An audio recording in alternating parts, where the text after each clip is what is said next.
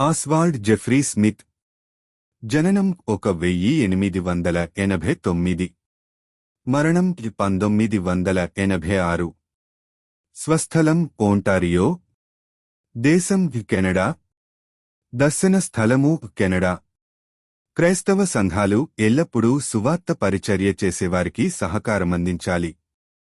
ఆ విధంగా ప్రోత్సాహమందించని ఏ సంఘమైనా తాను జీవించుచున్నానని తలంచినప్పటికీ అది మూతమైనదే. ఆస్వాల్డ్ జె స్మిత్ అనేక మిషనరీలకు సహాయమందించే సంఘముగా తాను స్థాపించిన సంఘాన్ని మలిచారు.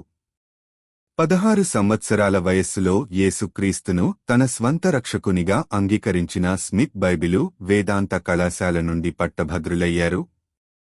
సువార్తను ప్రకటించాలని అతనికున్న సమర్పణ మరియు బలమైన కోరిక కారణంగా అతను అనేక పర్యాయములు మిషనరీ సేవ కొరకు ముందుకు వచ్చారు. కాని అతని బలహీనమైన ఆరోగ్య స్థితి కారణంగా అతను అంగీకరించబడలేదు.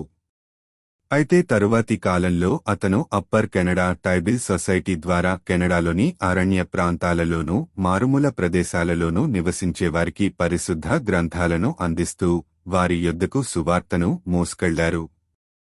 అతను ఉజ్జీవ సభలను నిర్వహించి క్రైస్తవ సంఘాలను కూడా స్థాపించారు. వాటి ద్వారా వేలాది మంది క్రీస్తును తమ రక్షకునిగా అంగీకరించారు. ప్రపంచలోని మిషనరీ సేవను గూర్చి దర్శనాన్ని కలిగియున్న అతను యవ్వనస్థులు దేవుని కొరకు తమ జీవితాలను సమర్పించుకునులాగున వారిని ప్రోత్సహించుటకై వార్షిక మిషన్ సమావేశాలను నిర్వహించారు. ఈ సేవలన్నింటికీ అతని సంఘం మద్దతునిచ్చింది. స్మిత్ తన సంఘానికి ఉన్న సమర్పణను గురించి ఈ విధంగా వివరించారు. క్రిందటి సంవత్సరం మా సంఘం కొరకు ఎంత వెచ్చించబడింది అని నేను ఆడిటరును అడుగగా అతను $53,000 అని సమాధానం ఇచ్చారు.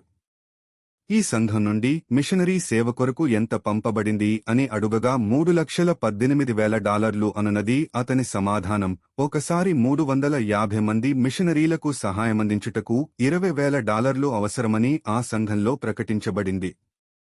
అందుకు ప్రతిస్పందనగా ఆ సంవత్సరం సండే స్కూల్ నుండి $61,000, సంఘ పెద్దల నుండి $59,000 మరియు సంఘ గాయక బృందం నుండి $23,000 ఇవ్వబడగా విదేశీ మిషనరీ సేవకు అవసరమైన దానికంటే అధిక మొత్తంలో ధనం సమకూర్చబడింది.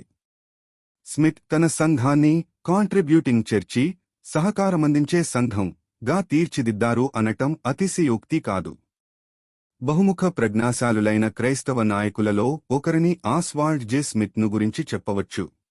ఏలైనగా అతను తన సేవా జీవితంలో 12,000 కంటే ఎక్కువ ప్రసంగాలు చేశారు, 35 పుస్తకాలు మరియు 1,200 పాటలు వ్రాశారు మరియు $14 మిలియన్ పైగా మిషనరీ పరిచర్యకై అందించారు. అయినప్పటికీ ఎంతో దీనత్వం కలిగిన వారై తన చివరి శ్వాస వరకు నమ్మకమైన దాసునిగా దేవుని సేవను చేశారు ఆస్వాల్డ్ జెఫ్రీ స్మిత్. మిషనరీ పనికి మీరు ఎంతగా సహకారమందిస్తున్నారు? ప్రభువా, నాకు కలిగిన సమస్తమును మిషనరీ సేవకై అర్పించెదను. ఆమేన్.